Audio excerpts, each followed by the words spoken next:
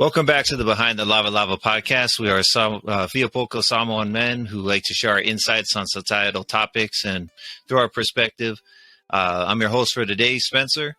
We thank you for joining us again, where we've got Michael, we've got T, we got Ati. And today we're going to be joined by two inspiring entrepreneurial Usos, Nick and Andrew from Matai Watches. Now, when I think of Samoan swag, I usually think a few things typically come to mind. There's the T-shirt hustle. Shout out to that. I think it's hats, sports gear, lava lavas, of course.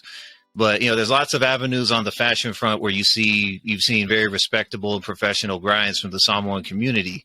But one that hadn't typically come to mind that I hadn't considered before was the watch game. And that's where these guys found an opening, and they've broken into what's, to my knowledge, the first Samoan or Polynesian fine watches that I've known about. And so I'm very glad that we can have them join us today. Very excited to get to know them and want to hear their story. Nick, Andrew, thanks for joining us. And please tell us about yourselves and what brought you to this point to start Matai Watches.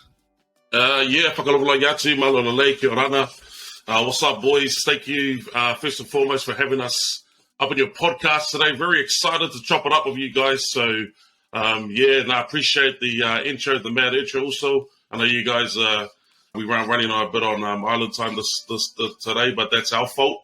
But privileged to be here with you guys, just to chop it up with you also. So just to give you a brief background, solely for the fobness. So I'm Nick Williams. I'm the CEO, operations. You could call me the operations manager, owner, operator with my also over here, Andrew. I run the day-to-day business for Matai Watches. We currently run out of a home office, which we're actually moving into a new office, hopefully in the next few weeks. Obviously, be brief background about Matai Watches and where it started. It basically started with the idea from also Andrew over here.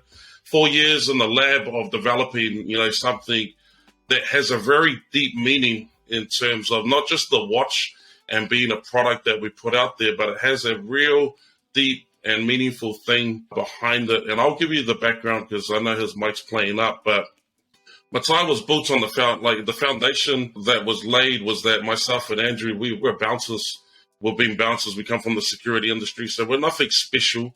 We're not, we're not corporate heads or business enthusiasts. I've been an entrepreneur now going on 20 years, so I've been mixed up in a few things, and this is actually Andrew's first hustle, you would call it, I guess. And so the way this was formed is that we were bouncers working at one of the roofless venues out in Western Sydney, where predominantly it's all Pacific Island. It's our people that are from this neighborhood. So if you know anything about Western Sydney, you know that this is the hood, but it's a good hood. It's a lovely hood. That terminology of hood is old school ways. But yeah, we worked out in Western Sydney, dealt with a lot of stuff. And so every year, we worked for several years out of this venue. We went through a lot of shit, just to put it in that perspective. We'd deal with a lot of things. If you've ever bounced before, you'd understand, what comes with the job, what comes with the territory, whether it's someone pulling a gun on you or whether it's someone trying to pull a knife on you or whether it's a group of boys that's trying to have a fight with you. You always respect the uso or the brother that's next to you for always, for being there. So every year, us boys, there's a group of us, we would always honor each other, and that honor would come in the form of a gift. We would spend expensive amounts of money. Now, expensive amounts is not, to us, it's a few $100s, more than what we would spend on our wife or our missus, And so we used to buy each other gifts like watches, like shoes. And watches was actually our biggest commodity that the boys would gift each other. So I own several watches and so do the boys. And I think the idea actually sparked from about 4 years ago. Also over here came up with an idea and just said, man, why don't we have a Pacifica watch? Why is there no watch that has a Pacific feel to it? So, yeah, that's kind of where the idea of Matai had stemmed from, was to give, based on the honor of honoring our boys, our brotherhood. And so here we go, 4 years later. Matai launched on July 15th, actually only 3 months ago, a little under 3 months ago. And if you have been following our journey, you'll see that it's had a pretty huge impact on our community in terms of what it's about, what it represents, who we are as people, and what we acknowledge to our ancestors as well. So that's sort of just a little bit about what Matai has come from. So yeah, thanks again, bro. Definitely. Thanks for sharing that. So I've got a lot of that's a lot of inspiration to me, because I've had my ins and outs, putting my time in as on the bouncing side of things. And so when you start speaking about that, that brotherhood, I'm like, I'm sure like there's differences like from where you guys are doing it, from where we were doing it, but that brotherhood you're talking about is something that I felt as well. It's like, I never got no gifts like that, but but we got like the Usos at the club, like they took me in. Like it was like they took care of me. Like we lifted each other up for sure. They were sure to invite me to the mix afterwards or something. But it's heartwarming to me to hear that even across the pond on the other side of things, that's something that translates over. That's inspiring to me. Yeah, well, I guess like when you really look at it, like bouncing is universal. It's the same worldwide. I actually used to have a podcast myself, which focused primarily on bouncing, and it was like talking with a lot of the bouncers. So we found that we had a lot of connection, universally all over the world. I guess for us, the reason why we would do something like that is because we're actually all New Zealand born. All our boys are New Zealand born. And so if you know anything about from New Zealand to Australia, New Zealand is a place that a lot of us were born. We grow up. It's not a place where we can financially set up our families. So we end up migrating over to Australia. And so we leave a lot of our families back in New Zealand. So to come into Australia and do a job like this, and we're all Kiwi-borns, we understand what we left behind. Our mum and dads, they're still back in New Zealand. And we're over here working to provide for our families, our kids. So, yeah, that's kind of why our brotherhood, I guess, is kind of special. In a way, is because we're Kiwis that live in Australia. So yeah. So I wanted to ask Andrew, why Matai? Why did you decide to name your watches Matai? And then the man cuts out. Yeah, I can actually probably finish that off to you. Matai, why Matai? Basically, it's to acknowledge, our brotherhood, acknowledge our elders, our ancestors. Acknowledge our God. So that would be the answer that he would give you in hindsight, Michael. Yeah, that's really good, man. I want to say Tiafala, AJ and Nick, man, for joining us. My question is basically off of, I understand when I got out the military, one of the first few jobs I had was actually pulling security in Waikiki, of all places. Just having that background and not having any business background is kind of where my question comes to part. What type of background did you guys have, aside from being security? Did you guys, how did you guys come up with besides coming up with the product, but was there any engineers to go into the product, or were this simply an idea that you guys, the face of the watch, how did it come to be? Pretty much, how did the product come to be? You guys were both securities, going through your time, and then just kind of came up off of a good idea. So if you could touch on that, that'd be great.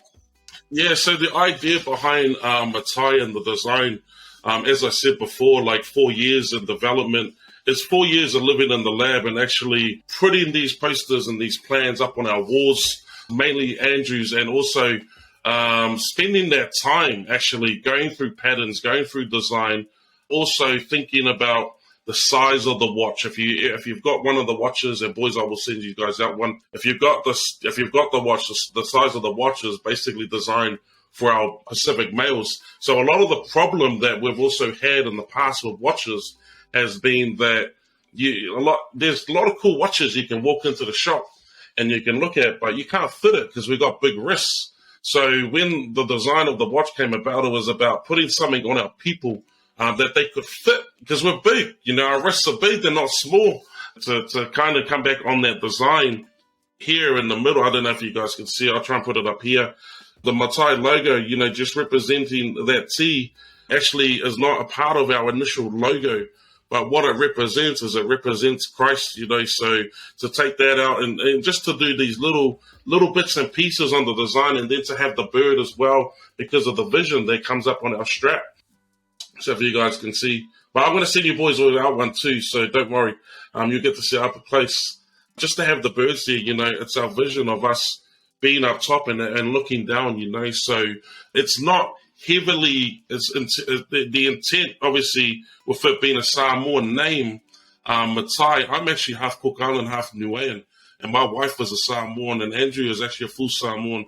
Now, our team consists of not just us, but there's a Tongan, there's a Māori, there's a Palangi. So it's, Matai, it represents all of us, you know what I mean? It's not just the Samoan thing. It's a Pacific thing. All these little things, all these little bolts, all these little screws, these little, just trying to get at that thickness, all of that took some time. And then not just that, but the reason why it took 4 years is because, again, we're security guards. So you got to save the money because it's not actually cheap to fund a watch. A lot of people think, you come up with an idea, but they never think about the financial, the entrepreneurship that's actually got to go into it, the planning. People only go so far as to go, okay, I want to do a bag or a T-shirt, but then they forget, hold on, it costs some money. To do a watch is very expensive. And so, luckily it didn't come out of my account, it came out of the Usos account, but he actually sat there and he worked for 4 years as well, every day, telling himself, I do not, you know what I mean, I'm doing this for a reason. So just having the blood, sweat, and tears actually read into this. It meant that we had to go to work for 60 hours a week, pay the rent, and also save that money. So you're looking at anywhere from 50,000 to 100,000 upwards. And that's not very easy for our Pacific people. You know what I mean? We find it hard to save $20. So to save a big amount like that is actually just as big as accomplishment. I think is a huge accomplishment coming from on that behalf. Yeah. So hopefully that helps with that one also. And I've got mad respect for that because I've had some different times where I've kind of had a 1 foot in, 1 foot out ventures where I tried to get in on like the T-shirt game. Now watches are compared to T-shirts. It's like, man, like, cause I could barely get that rolling because I would start it off where, like I said, you see my name, Ulupopo Art, like I'm a artist, I can draw. I try to come up with designs for the shirts, but there's so much more to the business aspect of it. You've got to actually find a method of distribution.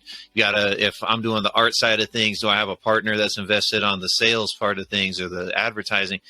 And I'm like, look, I couldn't get that off the ground. At some point when I try these ventures, either me or my partner will lose interest somewhere along the way or lose motivation and it falls by the wayside. So the fact that you guys had to grind for 4 years, not just to start selling some T-shirts, but like to start slinging what I considered a high-end item, that's some real dedication. Like that's, and I like a lot of the details from the watch that you were showing us. I've got the design pulled up as well, and it's got such a cool look because like I like that you guys found such a strong sense of identity in the design. Like every little thing that you're pointing out, you're talking about the screws, just like even things like the logo, even things that you're not trying to completely throw in people's face, like, like the design of the tee, but you're also unashamed to present that, saying this is our identity, this is important to us, and this is what we're representing with our brand. I think that strong sense of identity just makes for such a good looking watch. Like, so mad props to you guys for that. Cause I know that's a real grind. 100%, so like just going off the back of, having 1 foot in, 1 foot out, I'm quite fortunate because over my 20-year period, I've been trying to be an entrepreneur or being an entrepreneur. I've had other businesses and stuff like that. And I found failure is probably the best thing that we could have experienced. I could have experienced, really to help what's happening with this brand at the moment, especially like in terms of marketing and stuff like that. When this watch has been released, you'll find that we've actually never sold the advertising. We've never had to sell it because we understood that it was about more than trying to sell a product.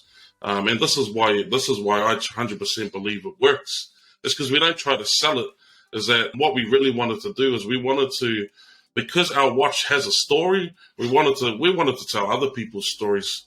You know what I mean? We wanted to bring in our own people because, for instance, my father, he worked in a factory for many years, and you probably got the same story too. And then my mother, she actually worked as a kitchen hand, who is actually a doctor of philosophy at the moment. the first Niuean Doctor of Philosophy. So to see the drive from one end to the other is very, like, to see that as a kid is huge. But then to see the drive of, like, my dad has a cool story, but he works at a factory, but no one knows it. You know what I mean? So we really wanted to make sure that people that represent this brand is not just our high chiefs. It's not just people that wear suits. We wanted to make sure, like, our people are everyday people. We have beautiful stories, and each and every one of us as individuals have stories, and we would love to share them. So when it came down to what we represent, you'll see that a lot of the content that we release has been from people and their stories, and it might be whether I'm narrating the story or they're telling us the story. So I think that's a really important key to what Matai is about, is that we want our people, our Pacific people, to not only be proud, but also be proud of who they are, whether you're a cleaner, whether you're a flipping window wiper, whatever, but to be proud because we all have a journey. And those are the stories that we never hear, because we only hear the stories about the great things that go on and the great celebrities that are in our in our eyes, but we never get to see the background. And that's what one thing we really want to accomplish, is we want to be able to just focus on the people. It's the people. So that's why we love this, you know. Yeah, one of the reasons why we created this podcast, as you can see, the name of the podcast is Behind the Lava Lava, and in turn, when you look at it, we're trying to tell everyone's story. What's behind that person? So we were excited to have you guys here on the podcast so we can share your story, because I think it's authentic, it's honest, and I loved every post that you guys shared on social media. You know, you guys gifting watches to people, especially people who are, you know, have influence, who in turn influence the lives of hundreds, maybe millions of people.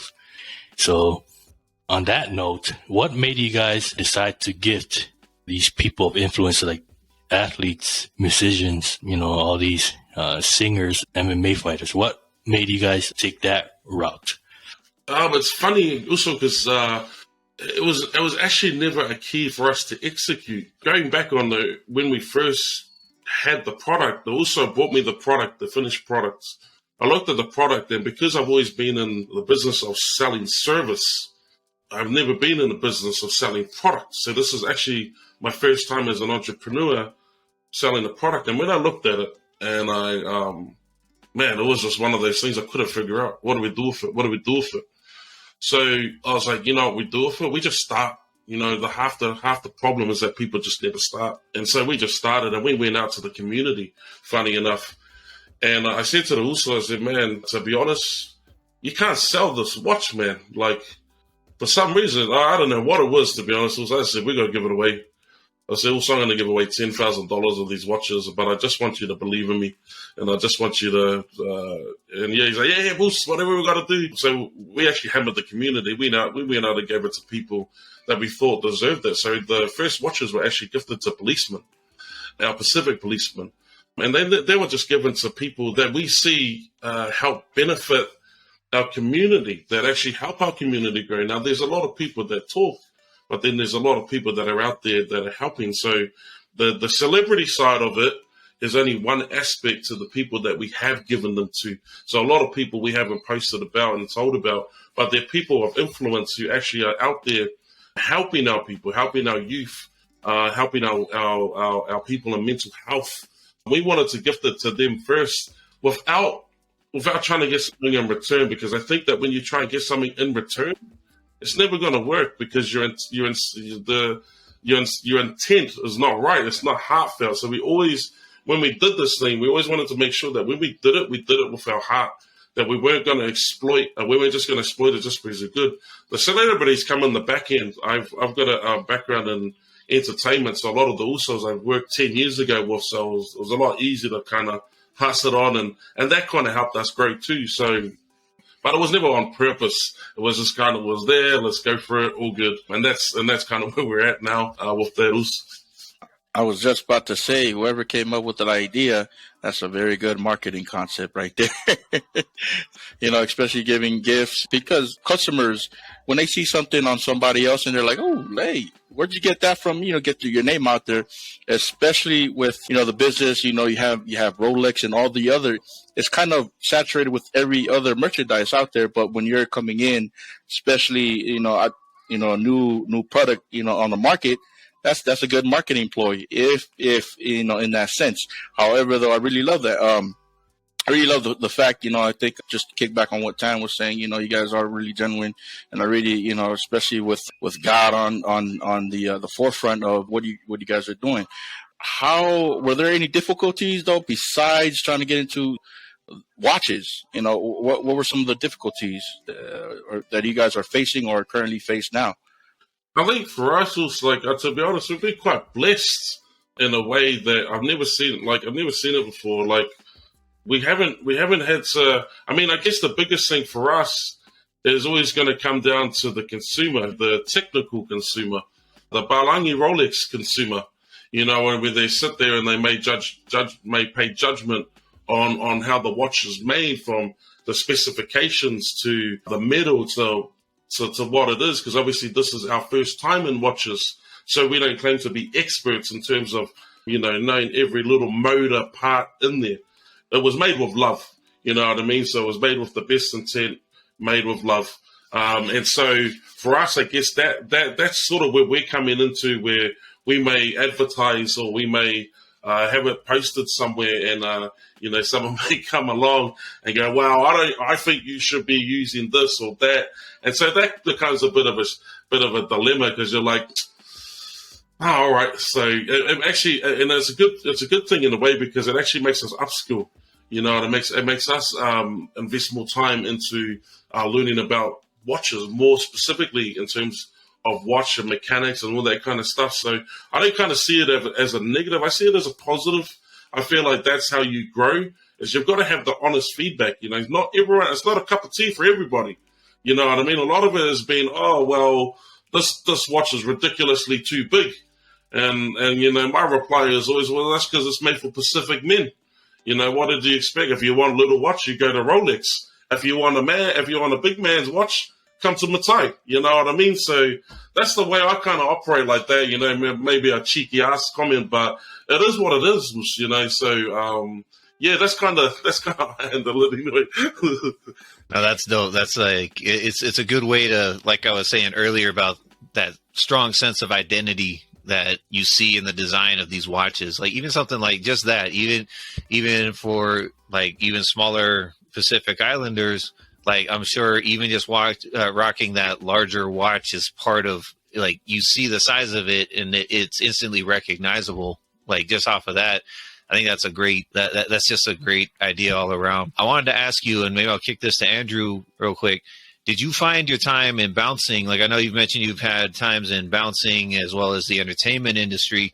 Do you find that you had some connections from people who would come to your establishment? Because, well, I bounced in a club in Las Vegas. I didn't make connections with people like that, but we would have some, we would get a lot of UFC fighters or people coming in for after parties and stuff. We get a lot of celebrities. And I would imagine that if I was trying to be an entrepreneur and have ideas for things like that, were you able to make any connections from the bouncing world or from the entertainment world to make some of these connections that you're gifting these watches to? So I've been very blessed, and I believe that God kind of put me in the security game just because of those connections. I believe that if I didn't go into the security industry, there would be no Matai watches today. But because God put me in the security industry, we were able to create these watches. So I believe that the security game was a journey that I had to go through to kind of meet like the Usos, like the Uso Nick, just so we're able to execute what it is that God has called us to do, which is to create the Matai watches. No, that's dope. Thank you. How about you, Nick? Anything you wanted to add to that from your side of things?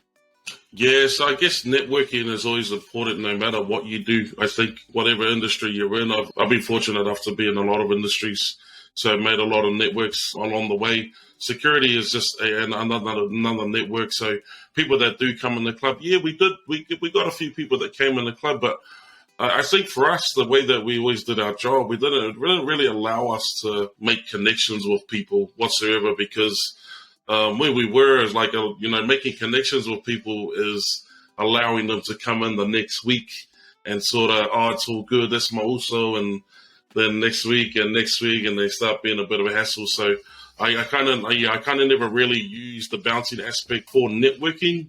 I guess internally where we worked, there was over 500 staff, so there's a lot of still people to network and people that can help you along the way, whether they might know someone who can do packaging or can do printing and whatnot. So we still have a lot of those networks as well, just through working. Yeah. So yeah, when I hear you guys' story, it reminds me of this quote: "Tough times build greater people." And you, Nick, and Andrew are an example of that quote. When I first came across Matai watches, to me, you guys are role models for us and for the rest of the generation, the younger generations, because you are someone that we strive to become. Whether it's entrepreneurs or business owners, something in that aspect. You guys have set a high bar, and you guys have set a great example for people, especially the Pacific Islanders, to follow. Thank you, also. I appreciate that. Just a lot of love and respect for that comment. And you're absolutely right. It does. Tough times build tough men.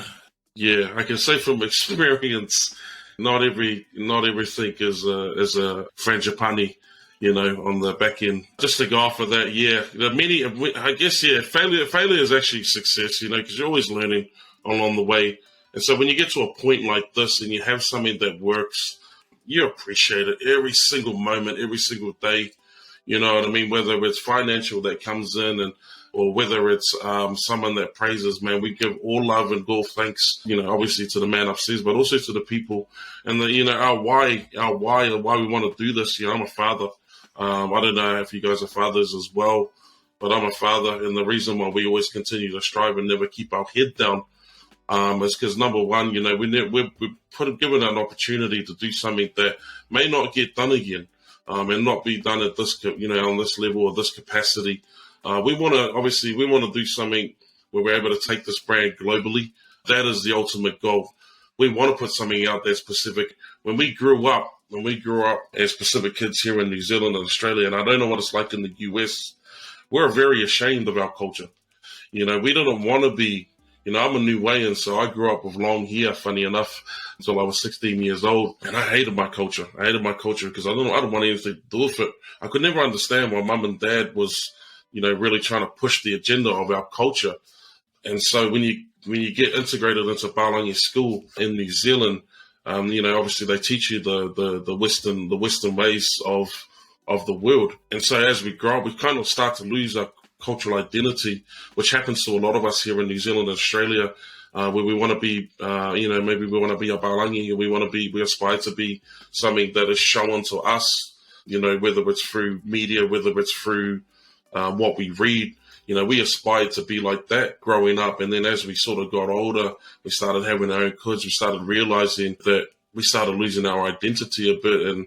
And as time goes by, we're adults, we're very proud about where we come from. And we really wanted to create a product where if you look at culture, if you look at pop culture, about the Americans, or the Africans, obviously you've got Michael Jordan that wears the Jordans. You've got people that wear certain brands, you've got the Gucci's, you've got all that kind of stuff. And what we really want to achieve, we want to have a global band, but also we're at a point now where we want to make culture cool. So we want to make culture cool, because never has it ever been. And growing up, we never wanted to know anything about our culture, not on this world. We never wanted to know about cultural brands, and that's no one wanted to wear that because they say, oh, that's a fobby thing.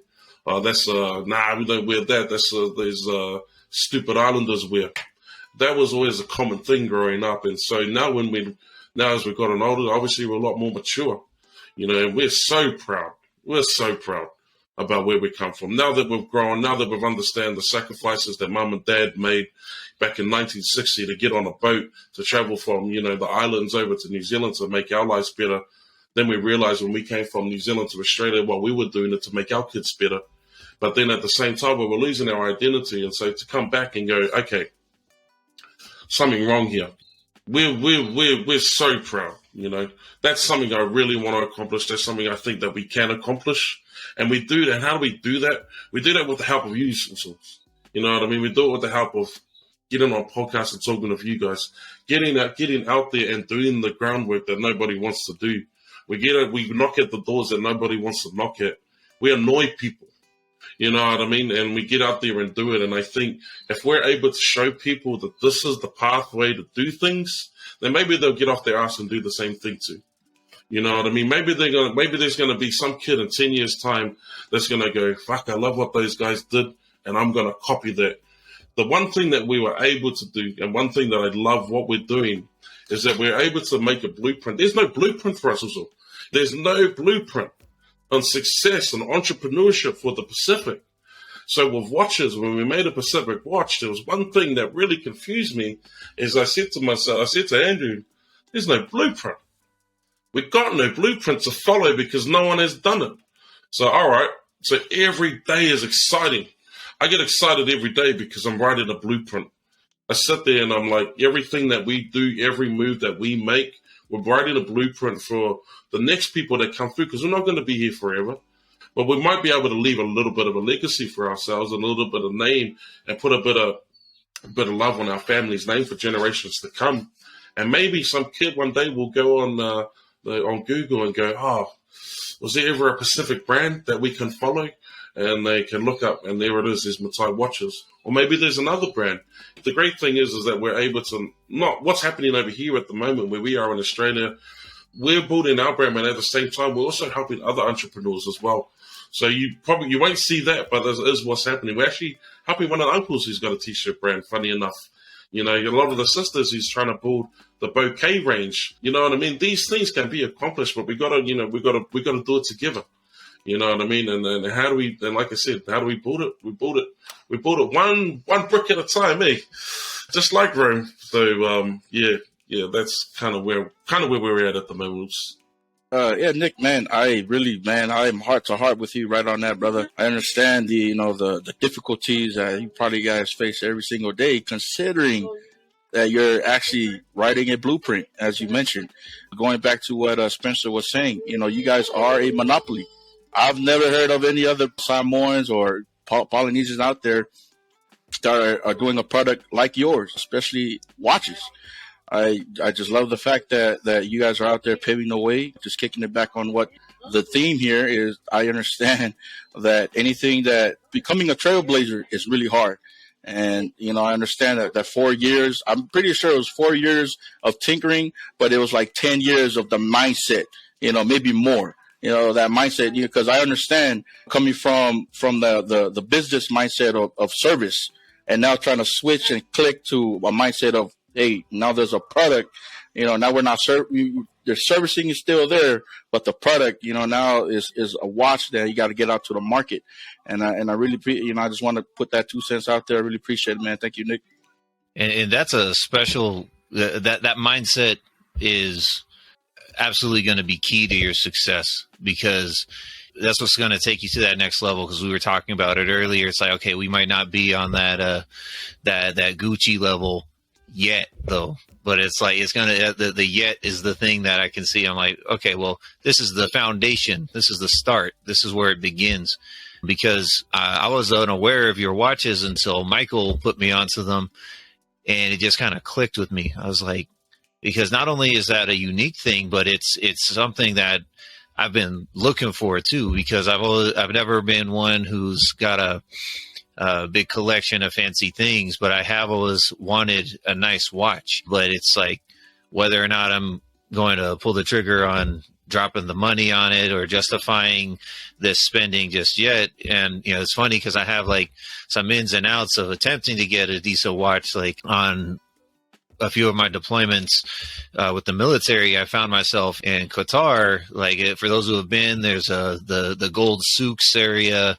There's there's like a whole district, like a bazaar that's dedicated to getting your hands on some goods. But the thing is that you can get them on the cheap over there compared to the American dollar, but it's still a sizable amount of money. So what I would do is I'd get the knockoffs. I have 2 Armani watches that are $50 each. They ain't real Armani watches, but I'm like, I want the real thing, but I couldn't find myself justifying spending that kind of money. But when I saw what you have to offer, I'm like, it's not just that it's a good looking watch, but it's a meaningful thing where I'm like, that is something I would wear. And I'm like, this means something. This is something that represents, and it's something I want to support as well. So like, I got excited when Michael told me about this because I'd never heard of it, but I'm like, that's definitely, you saw a gap that needed to be filled. And so I props to you for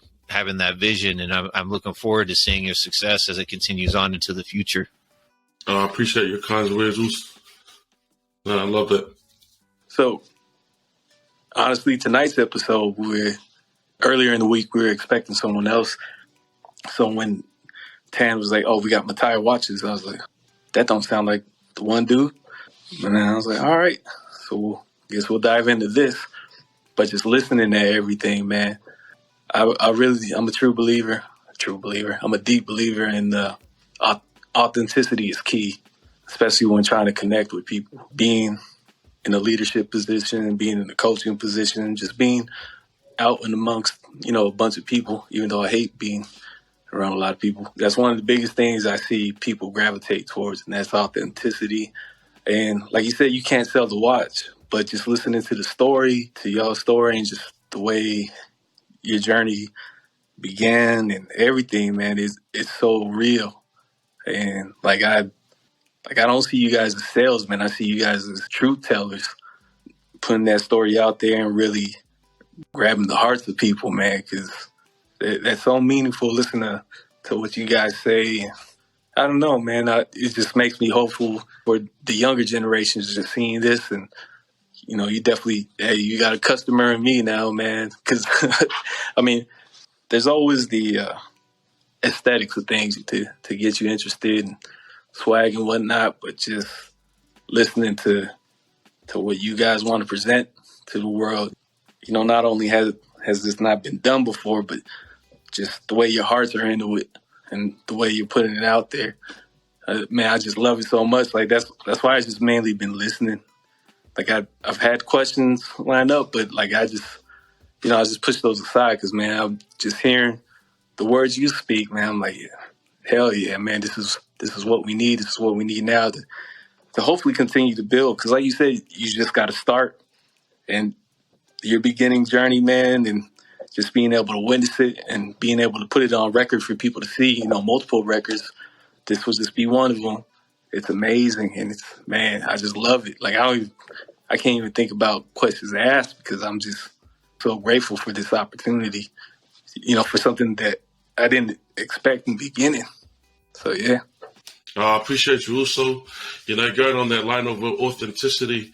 It's funny because for myself, what you see is what you get. This version you get on here is the version you get in real life. It's the same version my parents get. It's the same version my wife gets. It's the same version my kids get. I said to myself many years ago, and this is what I found, and one of the keys that I found, in my journey of life. I came to a point many years ago, and it might have been 10, 12 years ago, where I said to myself that I wasn't going to lie anymore. And what I mean by that is I was no longer going to be someone that I didn't want to be in front of people. I've been around a lot of people. I might walk into a Balangi thing and then I'm not myself. I put on my show, put on my face, my mask, and then, I become a different person. And you go to mum's house and you're sort of a different, you know what I mean? Like the way we act as Polynesians. And I found many years ago, I don't know what it was, I can't even remember, but I said to myself, you know what? Everywhere I go, I'm going to be myself. I don't care what people think. I don't care what comes out of it. but I wanna do something, and I wanna be myself, no matter who I'm around. The way that I speak to my friends is the way I want to speak with my father. There's the relationships that I want to build, and I think that with authenticity, you're able to build so much more relationships. You're able to have stronger relationships with people. It's one of the most important keys when you do something like this. Because if at any moment anyone thinks you're talking shit, is the moment that you lose your momentum. There's the moment that what you say comes in doubt. So everything that we do that we do to be authentic, because it is. It's because 100% everything that we put out is not a lie. It's not a scam. Not trying to do anything. It's about being, like you said, also about being authentic, and that's what we always want to portray. And that's because that's who we are. That's who we are, and that's who I'll never stop being. And I think it's important as well. You want to walk into a room, be yourself, not someone else.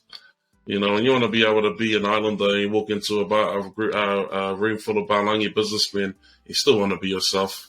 I still want to be wearing my chucky and my hoodies no matter where I go. And I still do. So, that's, you're spot on. Authenticity is what we connect with, and I feel you too. So thank you for sharing with that.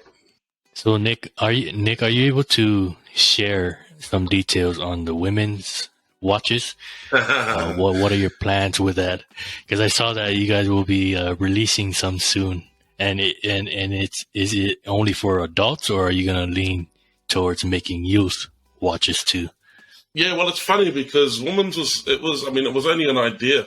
I think getting past phase 1, which is the Matai, the original Matai, which is called the Genesis, obviously because it's the first. We didn't know where it was going to lead. You kind of got to figure out. You kind of got to get past phase 1 to get to phase 2. So yeah, we're heading into the women's series.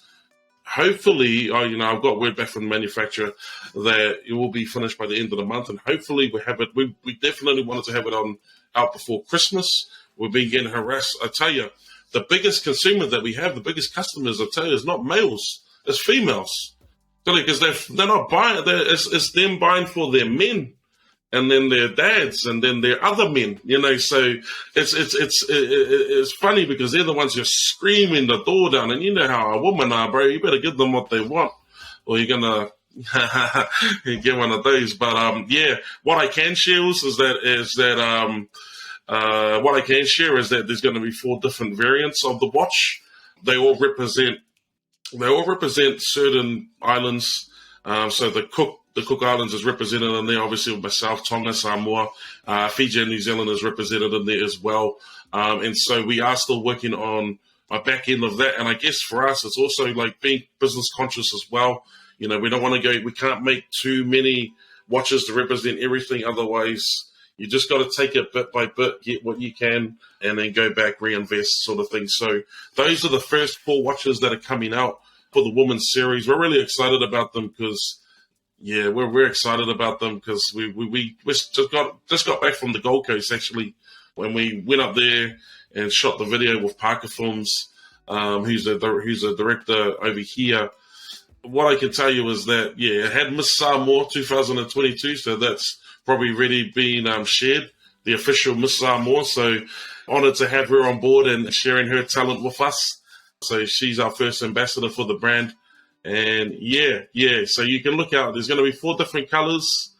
You'll see them. You'll get a preview as soon as we start dropping the campaign, which is going to be hopefully by the end of the month or leading into November.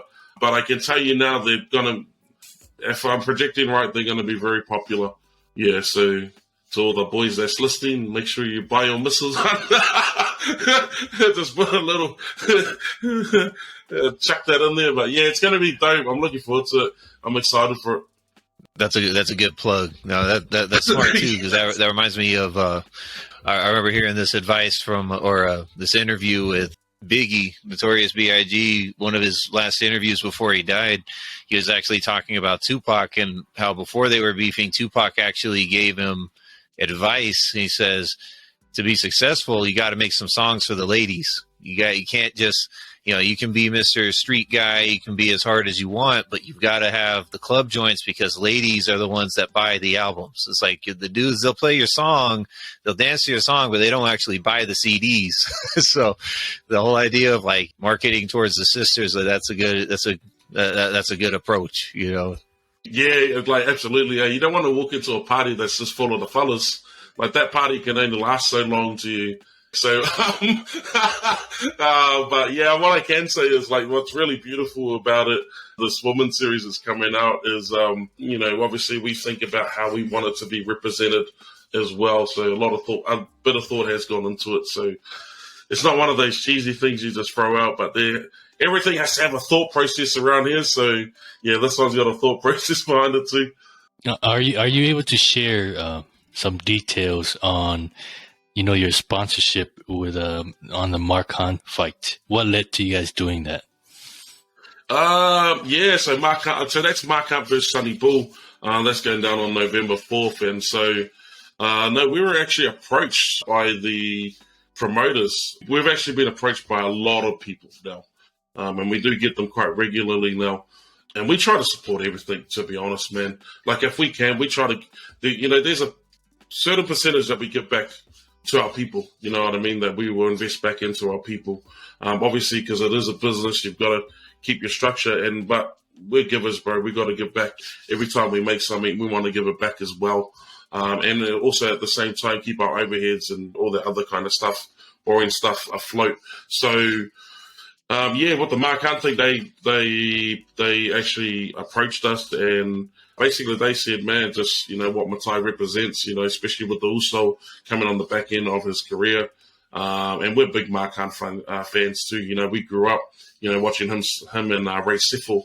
If you go back on that fight, one of the most incredible fights, one of the most typical Islander fights that didn't have to go down in the ring. You can see that. You can see that at the nightclub. But what a great, just something to be a part of that, like to grow up and like we, grow up watching Mark as well. Just such a legend and an icon. For us, it was just like, will you come on as a sponsor for Mark because he loves your brand and we're like, hell yeah, it was a no brainer for us because number one. We wanted to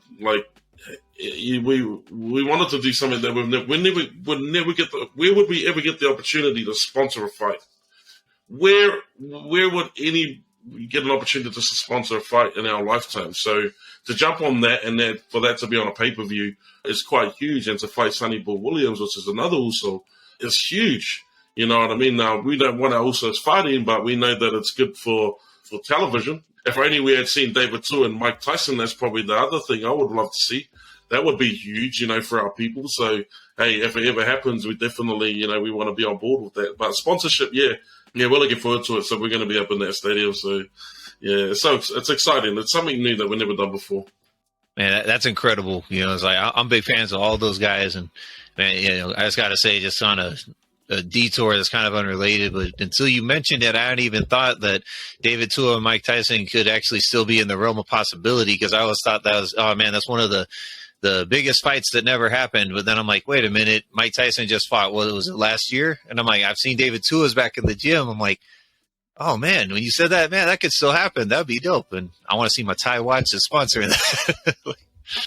I tell you, like, we'll jump all over that if that ever happened, obviously for David's sake. But, if it ever happened, I'd love it. I'd love it. I'm like you. I'd be excited, be like a fangirl.